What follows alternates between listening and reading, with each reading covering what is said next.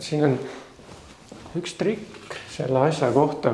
Sul tekkis selline olukord nagu 8 korda 3 jagatud 16-ga. Ja sa korrutasid kõigepealt 8 korda 3. Aga me saaks siin juba lihtsamaks teha.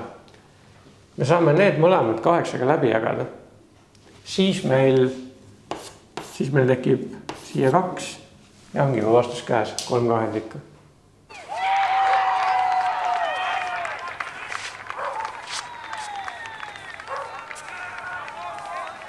Te vastate mõlemad sellise näoga, et ei saanud aru, mis juhtus. Ma kirjutan siia 1. 8 jagatud 8-ga on 1. 16 jagatud 8-ga on 2.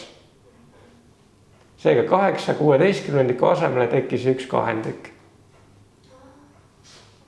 Vot.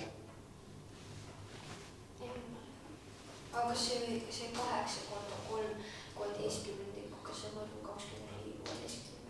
Jaa, aga 24 16 ongi ju 3 kahendikku. Sest et 24 jagad 16-ga, mõlemad saad 8-ga jagada. 24 8-ga on 3, 16 8-ga on 2. Et ükskõik kumba pidi teed, aga vahel on niimoodi lihtsam teha, et enne teed arvud lihtsamaks.